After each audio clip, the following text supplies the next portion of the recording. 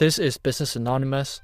I started doing business since I was 18, full-time at least, but I've started doing business selling trading cards even when I was in school since I was 10 years old. I'm doing this solo podcast anonymously so that no one that I work with see this and that there's no conflict of interest. This is for business people and I'll share my philosophies, frameworks, thought processes, everything.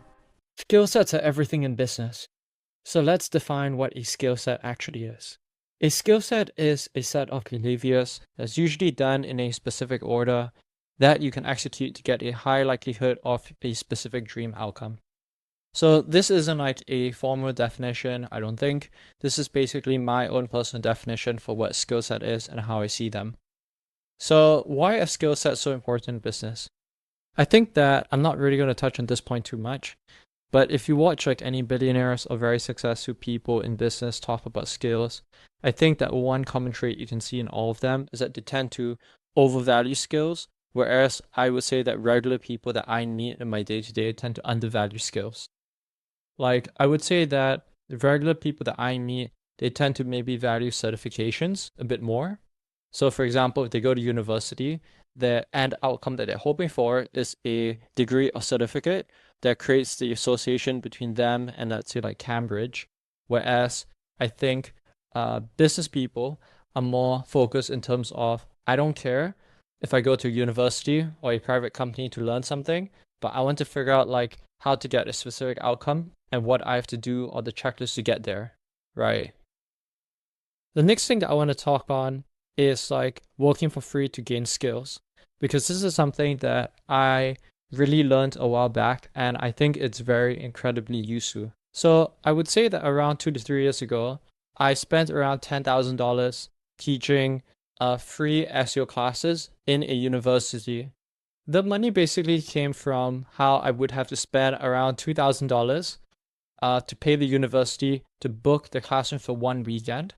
I would then run Google ads, or I would post on Indeed to get applicants or to get people interested for a position. And then I would basically say like, yeah, in order to stand a chance to get this position, you have to attend a free SEO training that's around 2 to 3 days long. Then they'll kind of like show up and I will basically teach them SEO for free. No upselling, no tricks. And my purpose of it was I wanted to become a better trainer.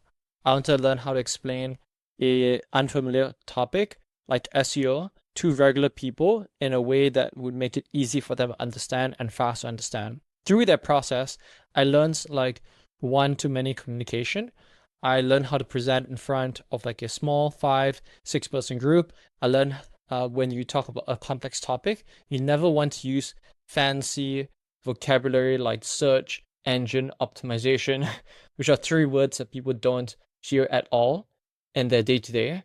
So if you put it together, it just makes it way worse. And I basically learned that you want to use very simple vocabulary. If you have no idea what I'm talking about, you can kind of like type out a script, go to Hemingway and type it in and kind of like look at the top right to see the readability score. The lower the better. Grade 5 is better than grade 12, etc. So I worked for free and in fact I lost money. I lost 6 months of my time and $10,000 teaching for free in order to gain the skill set of training or explaining a complex topic to many people. And the great part about this is that, so the thing is, I started doing the teaching because I thought that I was going to go inside the education and the courses and the info space. I ended up not doing that, and I went the agency route, and I now have a SEO and web development agency. But a lot of these skills are also transferable. So that's a great part of our skill sets, in my opinion.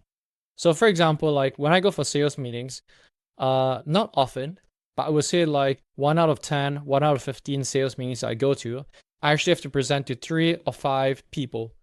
And a lot of people my age, so I just turned 25, and I started doing this when I was like 18, 19, right? So maybe a lot of people who's like sub 25, they would be incredibly nervous and not know how to talk in front of a group of 5 adults, serious adults. But because I had already done this like free courses, I was used to presenting in front of 5 people and I knew kind of like it's no big deal and just all of this kind of stuff, having confidence to present in front of multiple people.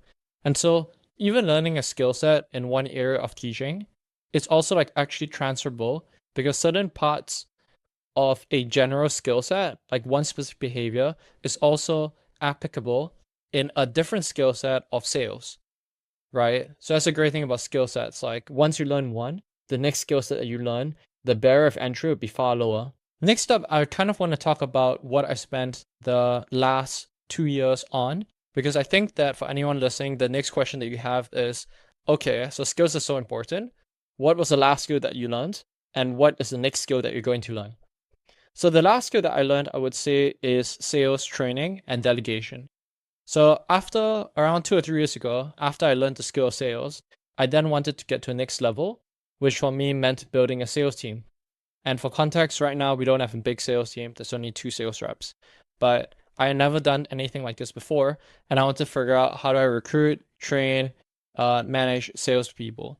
So for this case, like I spent the last 2 years doing sales training, and I can tell you that hands down, it is one of the hardest skill sets I have learned. I would say the sales, like up to this point for me, I'd say that first programming is the hardest skill set that I learned. Like for me, I guess I didn't have the natural talent or tendencies geared towards programming. So at first, like programming is the hardest thing I learned, which was when I was 18 or 19. Then after that, sales was the hardest thing I learned, which I learned when I was around 22, 23.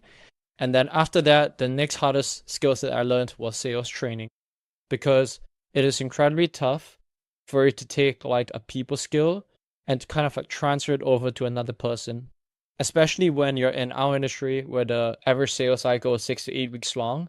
There's also technical components, like you may need to know some aspects of web development and SEO. Like it's a very difficult thing to kind of like transfer it over to someone who's never done sales before and who knows nothing about web development and SEO. Like even for me right now, with the experience points I've gathered, I would say that taking someone brand new who already has a certain starting point, like being personable and able to speak to clients, I would still need a good 4 to 6 months to train someone up completely from scratch, you know? Now, the next thing is, after learning the skill set, what's the next thing that I'm gonna do? So for me, like the next part is I want to learn content and media. So for 2026, I've already committed to several people that I know that I'll be making 52 long form videos and 156 short form videos this year. Last year, I already made several videos. I think I ended up publishing somewhere between 40 to 60 short form and long form videos if you add them up together. But the long form videos were crappy quality. I used like Loom to record them.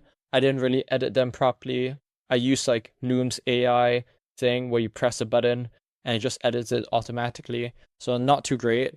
And I want to do a better job this year and actually like commit to this properly. Like with any sort of like goal that I have, I will also have a quality aspect connected to it. So it is also implied that the 52 longs and 156 shorts that are published this year will not be AI generated or clipped up using something like Opus, but instead I will make sure that it's all like edited by hand, either by myself or by a much more experienced video editor.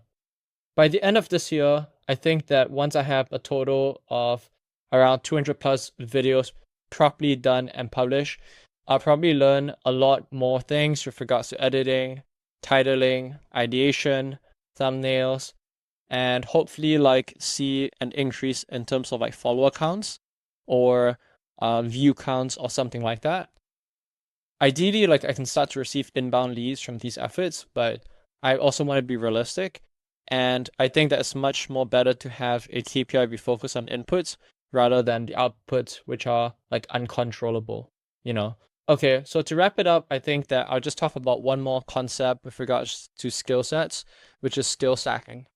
So this is not something that I came up with, but I think I heard about this from Naval Ravikant on a podcast I watched a very long time back. So I think Naval talks about skill stacking in terms of if you are someone who knows how to develop websites, that's good, and you can be a web developer. But if you could do sales, now you could actually be like a freelancer because you could get work and you could also deliver the service at a good quality. On top of that, if you now learn the skill set of delegation, you now have a web development company. If you now learn the skill set of, let's say, private equity and investing, now you can actually acquire and merge different web development companies, and now you're a private equity investor or an investor. At each point of the way, when you learn 1 to 2 to 3 skills, in my opinion, they don't actually like 2x, 3x your income, but rather they kind of like exponentially 10x or even 100x your earning potential as you move up each level. So for me, I'm really someone who like values skill sets a lot. And I think that kind of like going forward, now that I have the skill set of sales training, I think the next part is like really content and media, because we need to have a way to increase the quality of the leads that we get. Especially from cold outbound, the lead quality is honestly too bad. Like, people have no trust when they get on a call with us.